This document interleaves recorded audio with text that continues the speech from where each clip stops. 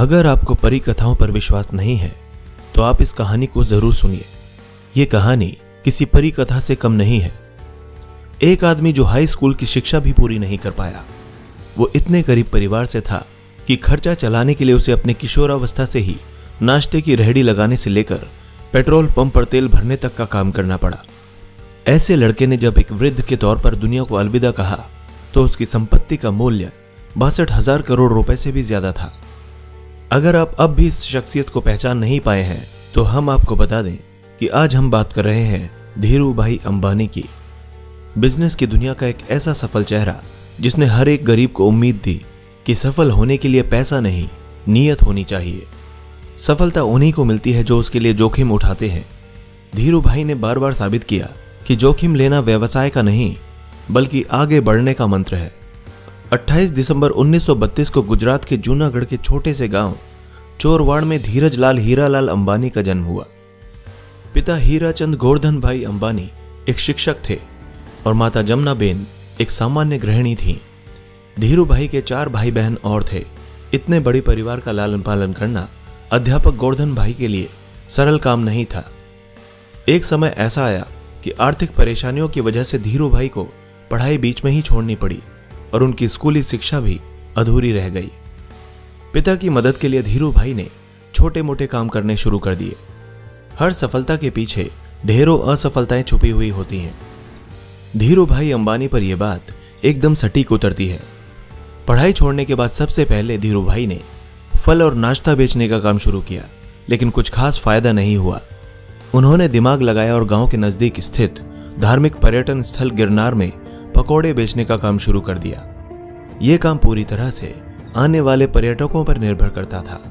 जो साल के कुछ समय तो अच्छा चलता था, लेकिन बाकी समय इसमें कुछ खास लाभ नहीं था। धीरू भाई ने इस काम को भी कुछ समय बाद बंद कर दिया। बिजनेस में मिली पहली 2 असफलताओं के बाद उनके पिता ने उन्हें नौकरी करने की सलाह दी। धीरू भाई के बड़े भाई रमणीक भाई उन दिनों यमन में नौकरी करते थे। उनकी मदद से धीरू भाई को भी यमन जाने का मौका मिला। वहां उन्होंने शेल कंपनी के पेट्रोल पंप पर नौकरी की और महज 2 सालों में ही अपनी योग्यता की वजह से मैनेजर के पद तक पहुंच गए। इस नौकरी के दौरान भी उनका मन इसमें कम और व्यवसाय करने के मौकों की तरफ ज्यादा रहा। उन्होंने हर एक संभावना पर विचार किया और वे हर समय यह सोचते रहते थे कि वे किस तरह से एक सफल बिजनेसमैन बन सकते हैं। 2 छोटी घटनाएं बिजनेस के प्रति उनके जुनून को बयां करती है। ये दोनों घटनाएं उस समय की हैं जब वे शेल कंपनी में अपनी सेवाएं दे रहे थे। जहां वे काम करते थे वहां काम करने वाले कर्मियों को चाय महज 25 पैसे में मिलती थी, लेकिन धीरू भाई पास के ही एक बड़े होटल में चाय पीने जाते थे जहां चाय के लिए 1 रुपया चुकाना पड़ता था। धीरू भाई से जब पूछा गया कि वे सस्ती के बजाय महंगी चाय क्यों पीते हैं तो उन्होंने बताया कि उस बड़े होटल में बड़े बड़े व्यापारी आते हैं और बिजनेस के बारे में बातें करते हैं। मैं उन्हें ही सुनने जाता हूं ताकि व्यापार की बारीकियों को समझ सकूं। धीरू भाई ने अपने ही तरीके से बिजनेस मैनेजमेंट की शिक्षा ली, जिन्होंने आगे चलकर वॉर्टन और हार्वर्ड से पारंपरिक तरीके से डिग्री लेने वाले लोगों को भी नौकरी पर रखा। इसी तरह दूसरी घटना उनकी पारखी नजर और अवसर भुनाने की क्षमता की ओर इशारा करती है। हुआ यूं कि उन दिनों यमन में चांदी के सिक्कों का प्रचलन था। धीरू भाई को एहसास हुआ कि इन सिक्कों की चांदी का मूल्य सिक्कों के मूल्य से ज्यादा है और उन्होंने लंदन की एक कंपनी को इन सिक्कों को गलाकर आपूर्ति करनी शुरू कर दी। यमन की सरकार को जब इस बात का पता चला, वे मोटा मुनाफा कमा चुके थे। ये दोनों घटनाएं इशारा कर रही थी कि धीरू भाई के पास एक सफल बिजनेसमैन बनने के सारे गुण मौजूद थे। यमन में धीरू भाई का अच्छा खासा समय बीत रहा था कि वहां आजादी के लिए लड़ाई शुरू हो गई और ढेरों भारतीयों को यमन छोड़ना पड़ा। इस परेशानी के आलम में धीरू भाई को भी यमन छोड़ना पड़ा। ईश्वर ने एक सफल बिजनेसमैन बनाने के लिए परिस्थितियां गढ़नी शुरू कर दी। इस नौकरी के चले जाने के बाद उन्होंने नौकरी की जगह बिजनेस करने का निर्णय लिया। धीरू भाई अंबानी बाजार के बारे में बखूबी जानने लगे और उन्हें समझ में आ गया था कि भारत में पॉलिएस्टर की मांग सबसे ज्यादा है और विदेशों में भारतीय मसालों की, जिसके बाद बिजनेस का आइडिया उन्हें यहीं से आया। लेकिन व्यवसाय शुरू करने के लिए पैसों की जरूरत थी। धीरू भाई के पास निवेश के लिए बड़ी रकम नहीं थी, इसीलिए उन्होंने अपने मामा त्र्यंबक लाल दामाणी के साथ मसालों और शक्कर के व्यापार की शुरुआत की। यहीं पर रिलायंस कमर्शियल कॉरपोरेशन की नींव पड़ी, जिसने भारत के मसाले विदेशों में और विदेश का पॉलिएस्टर भारत में बेचने की शुरुआत की।